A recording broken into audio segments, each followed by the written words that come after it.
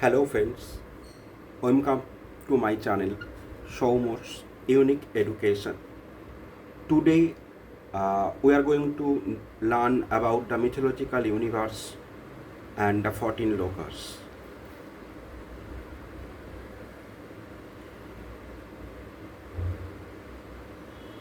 Before time could be measured, before the sun rose, the moon shone, before the mountains stood proudly, or rivers sang their eternal songs, there was only the infinite cosmic ocean.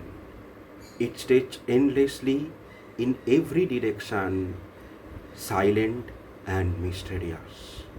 Upon those divine water rested Lord Narayana on the thousand-hooded serpent Anantashesha, whose countless shoots glowed like a millions of stars. The universe slept in profound stillness, neither day nor night existed. There were no gods, no sages, no humans, and even no creatures. Everything remained hidden within the supreme cosmic being. As the appointed moment of the creation arrived, a brilliant golden lotus slowly emerged from Lord Vishnu's navel. Its fragrance filled the cosmic ocean, and its petals shone brighter than countless suns.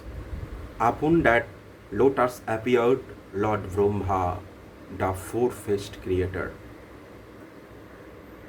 Opening his eyes, Brahma saw only endless water surrounding him, wondering who he was and why he had appeared. He searched for the source of the lotus by traveling down its long stalk, but he could not find its end.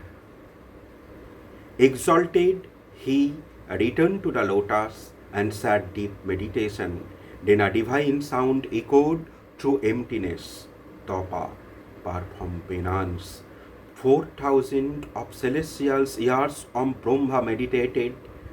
At last, Lord Vishnu revealed himself and entrusted Brahma with sacred duty of creating the universe. Brahma first created 14 lokas, the 14 limbs of existence, so that every soul could dwell according to its karma and spiritual evolution. Among these, the seventh limb of top balance became Bhuloka, the earth, the world destined to become the stage for joy and sorrow, birth and death, knowledge and ignorance, virtue and sin. The gods watched with wonder as Brahma began shaping the new world. Although the universe had been formed, the earth itself damaged, submerged beneath the cosmic waters. Darkness covered everything. At the time, the mighty demon Hiranyaks, born from the lineage of Diti and Kashyapa, possessed extraordinary strength. Proud of his power, he challenged the gods and defeated many celestial beings. Then he dragged the earth deep into the cosmic ocean, hiding it in the lower regions. Without earth, life could not begin. The frightened gods approached Lord Vishnu. O Lord, they prayed, without Bhuloka, there can be no humans, no sacrifices, no dharma, no spiritual progress. Please rescue the earth. Lord Vishnu smiled gently. For the protection of dharma, he declared, I shall descend. Suddenly a tiny boar emerged from Brahma's nostrils. Within the moments it grew larger than mountains, larger than clouds, then larger than the sky itself. Its roar shook all 14 walls. This was Lord Varaha, the third avatar of Vishnu. His body shone like dark rain clouds, while his tusks gleamed like silver mountains. The Vedas themselves seemed to echo from his breath. The sage praised him with hymns. Without hesitation, Varaha leaped into the cosmic ocean. The water patted before him as he searched for the hidden art. Deep within the darkness, he found Bhudevi, the art goddess, lying submerged beneath the waves. As he gently lifted her upon his mighty tusk, Hiranyaks attacked. The terrible battle followed. The clash shook heaven and earth. Mountains trembled, ocean rose, lightning flashed. The gods watched anxiously. Finally, with a single divine blow, Lord Varaha defeated Hiranyaks. The demon fell, and Ayutthaya was restored. Carrying Bhudevi upon his tusk, Lord Varaha rose from the waters and placed the earth in its proper position within the universe. Celestial drums resounded. Bhudevi bowed before Lord Vishnu. My Lord, she said, as long you protect me, I shall nourish all beings. Thus began the sacred history of the Bhuloka. Brahma now divided the earth into mountains, rivers, forests, oceans, islands, and continents. The mighty Mount Meru became the spiritual axis of the universe, and the Himalayas rose like a crown. The sacred rivers Ganga, Jamuna, Saraswati, Godavari, Narmada, Sindhu, and Kaveri began flowing, purifying all who approached them with devotion. Dense forest becomes the homes of sages performing penance. Great oceans surrounded the lands. Every tree, flower, bird, animal was created with divine purpose. Nothing in creation was without meaning. Brahma then created great sages known Prajapatis who would populate the universe. Among them were Marichi, Otri, Angira, Pulasto, Pulaho, Krotu, Vasishta, Daksha, Bhrigu, and Naroda. From these sages arose gods, demons, humans, animals, birds, serpent, Yakshas, Gandharvas, and countless other forms of life. The earth became vibrant with movement. Birds filled the skies, animals roamed the forest, fish swam through the rivers and ocean, the winds carried the fragrance of flowers. First sunrise illuminated the world, making the beginning of time as humans know it. According to the Puranas, Swayambhu Menu became the first rulers of humanity. Brahma blessed them. My children, he said, protect Dharma, honor the gods, care for the earth, and guide future generations. From Manu to Shatarupa descended great kings, queens, sages, and civilization.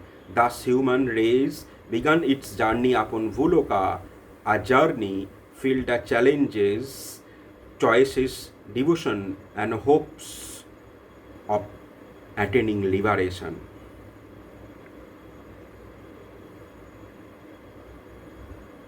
As the earth settled into the ordained place, the gods rejoiced. The seven sacred rivers flowed with crystal clear waters. The mountains stood like pillars supporting the heavens, and the forest echoed with the songs of birds and the chants of sages. Yet Lord Brahma knew that merely creating the earth was not just enough. Bhuloka had a greater purpose. It was to become the karma bhumi of every people, the field where every soul could shape its destiny. The devas gathered before Brahma and asked, O grandfather of the universe, why have you made this world different from heavens? Why must beings experience joy and sorrow? The higher worlds are places, Brahma replied that the higher worlds are places where souls enjoy the fruits of their deeds. But Bhuloka alone is the place where new karma is created. Here, every thought, every word, and every action shapes the future. Therefore, art is the greatest school of every soul. Lord Brahma then divided the time itself. He created the passing days and nights, waxing and waning of the moon, changing seasons, the movement of the sun through zodiac, the years, the centuries and the ages, time known as color became invisible yet all-powerful celestial being. Even the mightiest king, the greatest sage, and the strongest warrior could never conquer time, only Supreme Lord beyond it. The guide humanity spiritual journey, Brahma divided earthly history into 4 ages. Satyayuga, the age of truth. The first age was filled with purity. Dharma stood firmly on 4 legs. People lived for 1,000 years. No disease existed. No greed or jealousy disturbed alone. Meditation alone brought realization of God. The earth produced food without cultivation. Animals lived peacefully. The sages conserved directly to the God. Truth was the language of every heart. As time progressed, Treta Yuga arrived, virtue slightly declined, Dharma stood on 3 legs, sacrifices became a primary means of worship, kings ruled vast kingdom. This was the age which Lord Vishnu appeared as Vamana Parashurama and later Srirama, the ideal king. The Ramayana unfolded during the sacred age. Then comes the third, the Dwapara Yuga. Dharma stood only 2 legs. God and evil become evenly balanced. People become physically stronger but spiritually weaker. Wars increase. This age witnessed the lives of Pandavas and the Kauravas. Lord Krishna descended to guide humanity. On the battlefield of Kurukshetra, he revealed the eternal wisdom of Bhagavad Gita to Arjuna. Finally, the Kali Yuga came, in which now we live. Dharma stands on only 1 leg. People often value wealth over wisdom. Truth becomes difficult to recognize. Selfishness, anger, pride increases. Lifespans become shorter. Diseases spread, conflicts multiply. Yet the sages declared a wonderful secret. They said, although Kali Yuga is filled with darkness, it also the easiest age in which to attain God through sincere devotion. The chanting of divine names become the simplest and most powerful path. One day, we need to understand why the human birth is so precious. One day, the celestial sage Narada asked Lord Vishnu, O Lord, among millions of living beings, why is human birth considered so rare? Lord Vishnu answered, a tree cannot perform worship, an animal cannot follow instinct. The gods enjoy the result of previous merits, but a human being alone possesses the freedom to choose between the righteousness and unrighteousness. Therefore, even the gods sometimes long to be born on earth. Here, these words Narada sang the Lord's glories throughout the universe. Sriman Narayana Narayana Hari Hari, Sriman Narayana Narayana Hari Hari. Among all these regions of Bhuloka, the Puranas praise the Bharatvarsha. Here countless sages performed penance. Here the Vedas were revealed. Here Lord Shiva manifested in 12 Jyotirlingas. Here Divine Mother appeared in Shaktipitas. Here Lord Vishnu descended again and again in his various avatars. The earth itself becomes sanctified by the footsteps of saint devotees, incarnation of God. The mighty Himalayas rose like a crown upon the earth. They become the home of Lord Shiva and Goddesses Parvati. Mount Kailasa shone with eternal snow. The Gandhamatana mountains echoed with chants and sages. Vindhya, Sahyadri, Malayadri and other mountains ranges become a sacred place of pilgrimage. Every mountain possesses its own guardian deities. and ancient legend. The greatest among all rivers was Mother Ganga. Following fast in the heavens, she descended to earth through the matted locks of Lord Shiva to soften her tremendous force. Along with Ganga flowed Jamuna, Saraswati, Godavari, Narmada, Sindhu, Kaveri, and many other holy rivers. Bathing in these rivers with sincere devotion was believed to purify the mind and inspire the righteous living according to the Puranas. The sages often taught the hidden purpose of Bhuloka to their disciples. Do not think art is merely a place of suffering. It is also a gateway of liberation. Every difficulty can become a lesson. Every act, compassion become worship. Every moment of sincere devotion brings the soul closer to the supreme celestial being. Thus, Bhuloka was not simply a world among the 14 worlds. It became the sacred meeting place where heaven and earth touch, where karma is transformed into wisdom, where every soul is given opportunity to rise beyond all lokas to attain moksha.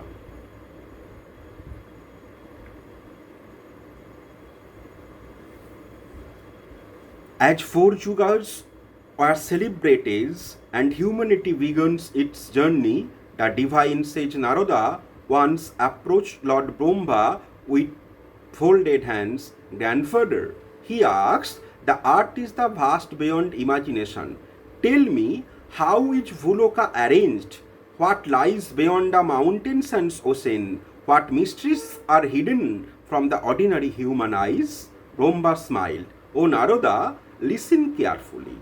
What shall I reveal has been seen at a great rishis in divine vision and described in Puranas. Bhuloka was not merely a land of villages, forests and kingdoms. It was a sacred realm carefully arranged by Supreme Lord. At spiritual center stood Mount Meru, golden mountain created by Brahma itself. It was not an ordinary mountain, but the cosmic axis which the heavenly bodies are poetically described as moving in many Puranic traditions. Its summit shone with a radiance brighter than the thousands of sun. Its peaks glittered with gold, silver and crystals, lapis lazuli, emeralds and celestial jewels. Around Mount Meru lived the great sages, Siddhas, Gandharvas, Kinnaras and Devas. Divine music floated through the air without ceasing. The fragrance of heavenly flowers filled every breeze. No disease, old age or sorrow touched those sacred regions. Brahma then explained that Bhuloka consisted of 7 great island continents, Saptadipas, each surrounded by a different ocean. Jambudipa, Palaksadipa, Samoladipa, Kusadipa, Kronchodipa, Shakodipa, and Pushkaradipa. Each continent was larger than the previous one. Each had its own mountains, rivers, forests, peoples, and rulers. The Puranas describe these as a part of sacred cosmology rather than ordinary geographical maps. Jambudipa, the most sacred land among all 7. It received the name from enormous Jambu rose apple tree whose fruits are said to be as large as elephants. When the ripe fruits fell upon the ground, their sweet juice from rivers. The soil became golden from the divine essence. Many sages declared that continent was specially blessed because numerous incarnations of Lord appeared here. Jambudipa was divided into 9 regions of the Varsho: Ilavarta Varsho, Bhadrasya Varsho, Ketumala Varsho, Hori Varsho, Ramayaka Varsho, Hiranmaya Varsho, Uttarakaru Varsho, Kimpuru Varsho, and Bharat Varsho. Each region had its own mountains, rivers, forests and guardian deities. Among them, Bharatvarsha become the land where karma determines the soul's future and where liberation could consistently sought. Narada asked, why do the gods themselves praise Bharatvarsha? Brahma replied, because only there can human beings perform action that lead either heavenly or worlds or to liberation. Even devas, after enjoying the results of their merits, must eventually return to Bharatvarsha if they wish to continue their spiritual progress. Thus, according to Puranic tradition, Bharatvarsha is revered as Karambhumi. Surrounding the 7 continents, there were 7 oceans, each described symbolically. The oceans of salt water, ocean of sugarcane juice, ocean of wine, ocean of clarified butter, ocean of curd, ocean of milk, ocean of pure or fish water. Thus, descriptions are part of the sacred cosmological imagery found in several Puranas. Lord Brahma continued, where the river flows, life flourishes. The sacred Ganga, descending from the higher realms of Lord Shiva, matted blocks before reaching earth. Alongside her flowed Jamuna, Saraswati, Godavari, Narmada, Sindhu, Kaveri, Sarayu, and many other rivers. Every river was regarded as goddesses, nurturing all forms of life. The sages said, bathing in these rivers with faith, accompanied by righteous conduct, helps to purify the mind and inspire devotion. Bhuloka was also adorned with holy forests. Naimisaranya echoed with the recitation of the Puranas. Dandakaranya witnessed Lord Rama's exile. Vrindavana became the playground of Krishna.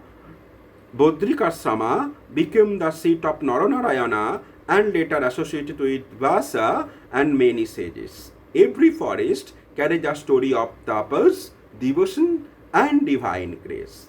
Beside Mount Meru, many mountains become sacred.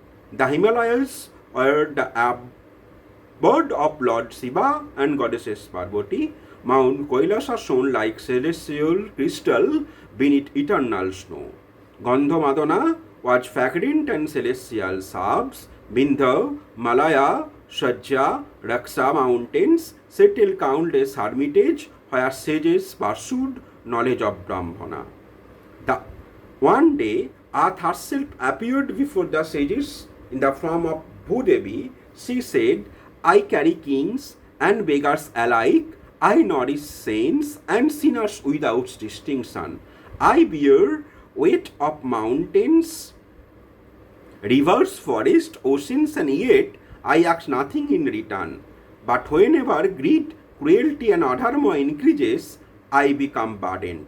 The sage reply, Mother Earth, how can humanity lighten your burden?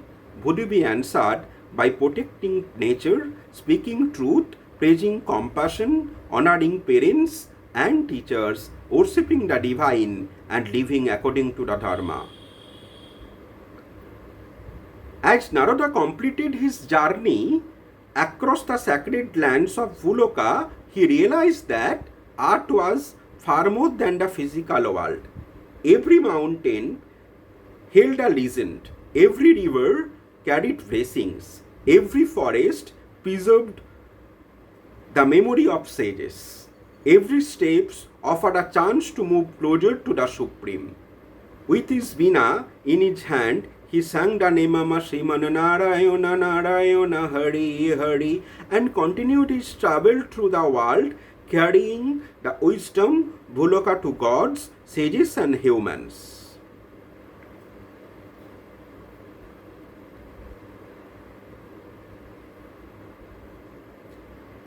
As such, Narada wandered across the holy mountains, rivers, and the forest Bhuloka, questions arose in his head. He approached Lord Brahma once again and asked, O Pitamaha, the earth is beautiful, But who will guide its people? Who will establish justice? Who will protect dharma when evil arises? Brahma closed his four eyes in meditation. After few moments he replied, "Listen carefully, O Narada. The earth is not sustained merely by mountains and rivers. It sustains by dharma. Dharma is protected by noble kings, enlightened sages, and incarnation of the Supreme Lord."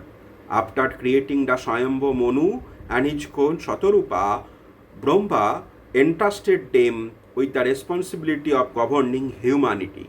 Brahma blessed Manu, saying, "Rule not with pride, but with compassion." A king is the servant of dharma before he is the ruler of people. Manu accepted his command with folded hands. He established the first laws of righteous living. He taught people to speak truth, respect parents and teachers, protect cows and all innocent creatures, perform charity without pride, worship the divine, live honestly, praise and preserve forests, rivers, and sacred places. Thus, civilization began. As generation passed, many royal families arose upon Bhuloka. Among them, two become the most famous in all Puranas and history. One is the Suryavams, the solar dynasty. The dynasty began with Ikhaku, the son of Manu. The king of this line became renowned for truth, courage, sacrifice, and devotion. Among the greatest rulers were King Harishchandra, whose commitment to truth never wavered; King Sagara, whose 60,000 sons searched for the sacrificial horse; King Bhogiratha, whose intense penance brought Mother Ganga from heaven to earth; King Dilipa, celebrated for humility and righteousness; King Raghu, whose fame gave the dynasty the name Raghu Vangsha; King Dasharatha, and of course Lord Srirama, the ideal and the seventh avatar of Lord Vishnu. The sages declared, wherever the story of Rama is remembered, dharma shines brightly. From another branch, creation arose the Chandravans, the lunar dynasty. Among the glorious rulers was Pururavas, Nahusas, Jajati, Puru, Bharata, Kuru, Santanu, Pandu, Dhritarashtra, and from this dynasty emerged both Pandavas and Kauravas, whose conflict would later shape the destiny of the Bhuloka. Lord Krishna himself chose to this age to guide humanity. While kings rule kingdoms, sages rule with wisdom. Their hermitage become the universities where students came from distant lands. Among the greatest are Vasishtha, Vishwamitra, Otri, Bharadwaja, Gautama, Agastha, Kashyapa, Bhrigu, Markandeya, and Vyasa. These rishis did not seek wealth or power. They sought only the realization of Brahmana and the welfare of all beings. Many of Vedas, Upanishads, Puranas are traditionally associated with such sages. Whenever dharma declines, many ages pass. At times of prioritization is flourished, other times greed violence spread across the earth. The burden of Bhudevi now increased. Unable to bear the weight of the growing adharma, Mother Earth assumed the form of sorrowful cow and went to Brahma. With tears in her eyes, said, "O Creator, I am becoming overwhelmed. Wicked kings oppress the innocent, the weak suffer, dharma is fading." Brahma, accompanied by gods, approached Lord Vishnu in the ocean of milk, and they prayed, "O Lord, protect world once more." Lord Vishnu smiled compassionately. Whenever righteousness declines, unrighteousness rises. I manifest myself to protect the God, restore dharma, and guide the world. Jada jada hi dharmasya ग्लानिर्भवति Bharat अभ्युत्थानम् अधर्मश्च तदात्मानं सृजाम्यहं परित्राणाय साधूनां विनाशाय च दुष्कृतं सम्भवामि जुगे जुगे. Again and again, Supreme Lord descended the Bhuloka as Matsya protected the seeds of life during the Great Flood, as Kurma supported the Mount Mandara during the churning of ocean, as Varaha rescued the earth from the cosmic waters, and Narasimha protected Prahlada and destroyed Hiranyakashipu, as Vamana he humbled King Bali while honoring his devotion, as Parashurama he curbed the arrogance of unjust ruler, as Srirama demonstrated the ideals duty, courage and compassion, as Sri Krishna revealed the Bhagavad Gita, guided the Pandavas through the crisis of Kurukshetra, and the Purana also speak of Kalki, the future Avatara, who is expected to appear at the end of Kali Yuga to renew the Dharma. One day, Indra asked Narada, why do sages praise Bhuloka more than Sarga? Heaven and celestial music, wish fulfilling trees and divine pleasures? Narada answered, in heaven one enjoys the result of past merit.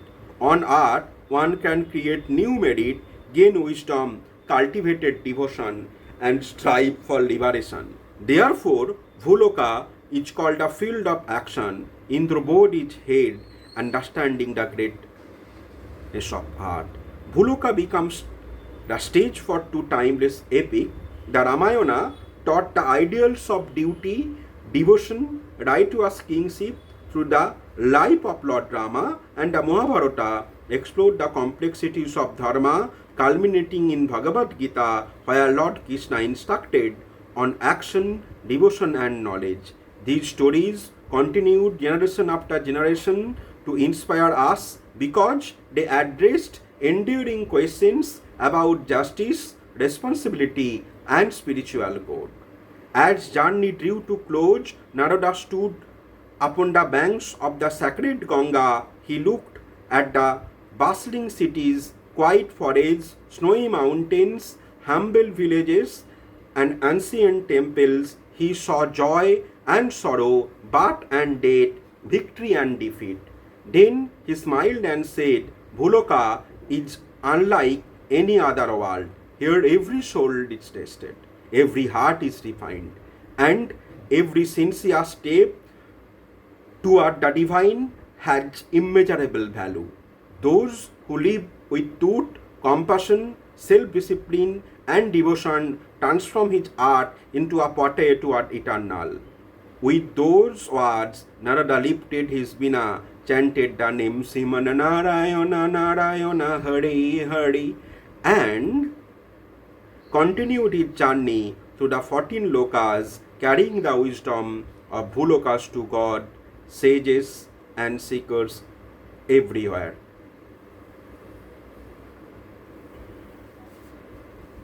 That's the end of Bhuloka. If you like my stories, please subscribe my channel to know further episodes will come accordingly. Thank you. Goodbye.